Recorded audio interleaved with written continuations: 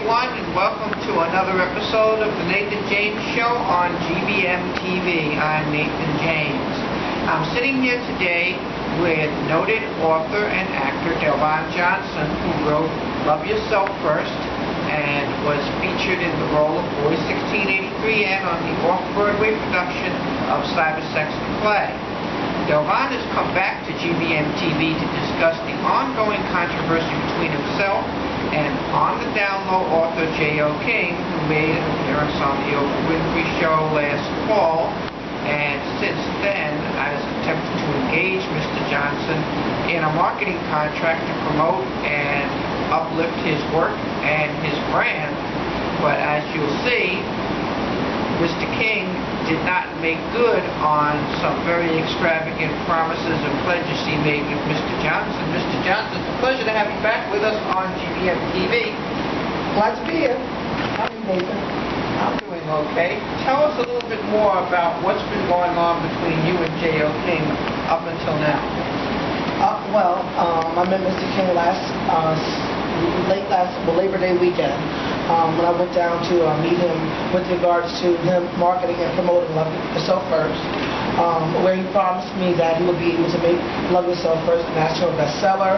He'd be able to give me some print work. He'd be able to get me some television exposure and basically make Love Yourself First a instant success. In the time frame with which he made those promises up until now, he didn't make good on those promises. I did my best to work with him in the time frame from that time frame, and it did not happen the way it should have. Mr. King did not market my book the way he promised he would. He did not give me any radio or television interviews as he promised he would. And to add fuel to the fire, I compensated him and was in contract with him in order to make good on making Love Yourself First a success. After that, I did contact him about December.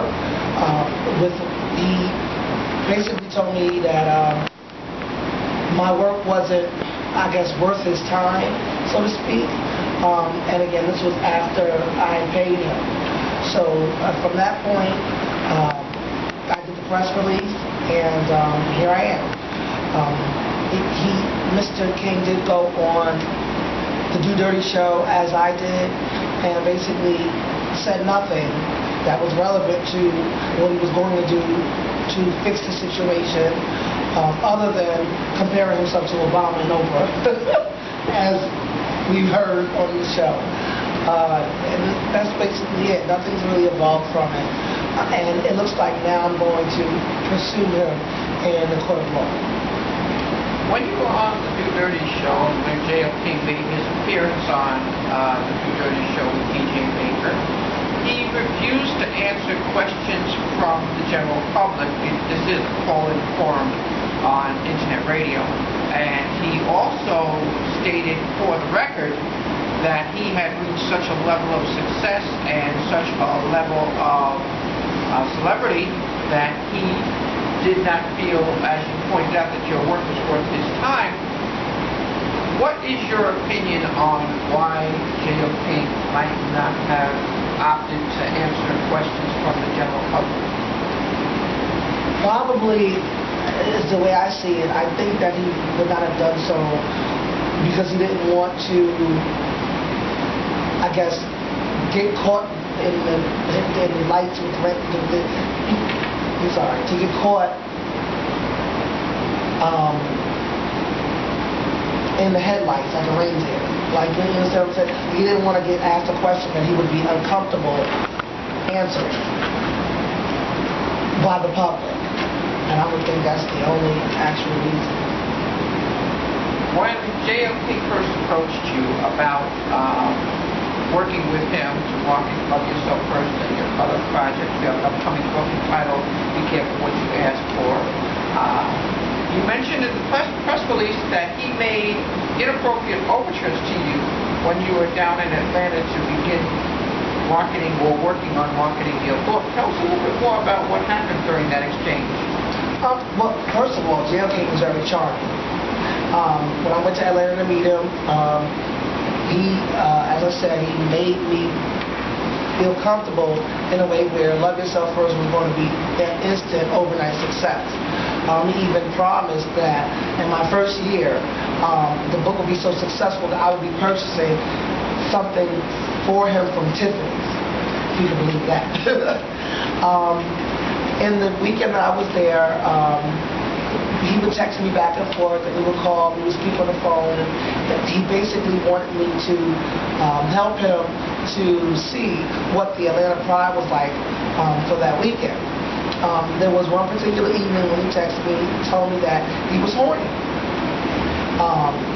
Again, this was the first time that I really met him, so I was a little uncomfortable with him sending a text message like that. However, I politely rebuffed him in a professional manner, and he didn't move forward anymore with that type of behavior. But it just seemed like he always left that door open if I ever wanted to walk through. I never did, of course. But it seems like he's just that type of. He didn't push the envelope, but he just opened the door just that much in the event that I wanted to involve myself. Did you ever feel that his overtures were his way of saying that this was a condition of him granting you a contract or granting you his services in any way? Well, looking at the circumstances, it could have been very possible. When you look at me going to meet him and him making all these promises to me, and then me not following through with his sexual advancements, and then for him to have me in contract and not follow through with any of the things that he said he was going to do for Love Yourself First for me, it could very well be the case. During your opening statement at the press conference we just saw, you mentioned that J.L. King criticized your book heavily without ever having read it. What do you say to address the fact that having not read your book, he nevertheless felt he could adequately market and represent your work? I was very, very upset behind that.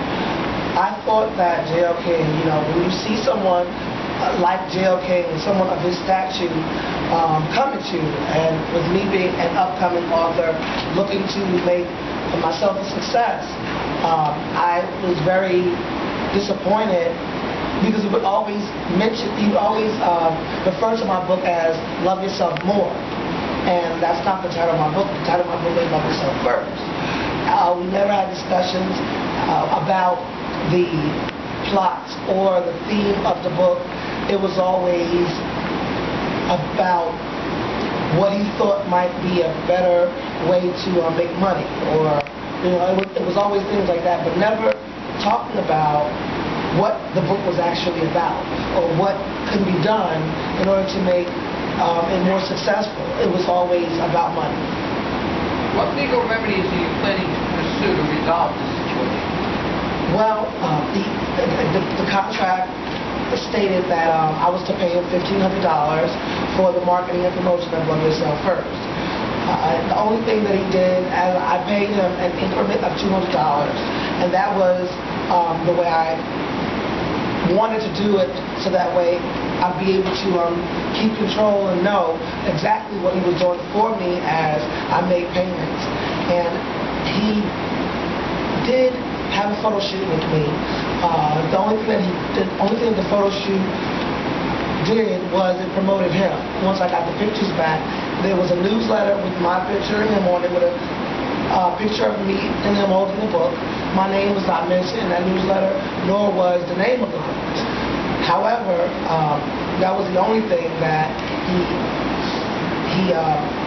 did with that $200 as far as I'm concerned, and I looked to taking him to court to get the $200 back. I wasn't going to do it at first because I thought that it may have been petulant. However, after thinking about it, and just it is my money, And I think, and there is such thing as small claims court, which I didn't know, and I'm doing my research and being advised, and I can take him to small claims court to get that money back, and I intend to do so.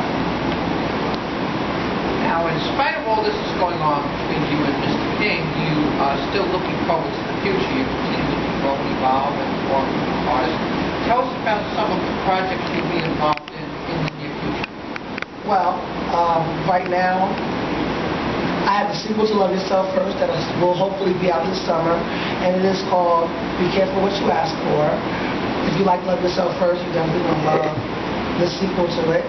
In addition to that, I'm currently working on a project with a Broadway play upcoming called Merry Go Round, and I am the wardrobe designer for that particular project.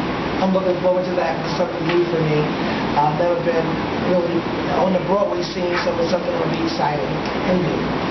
In addition to that,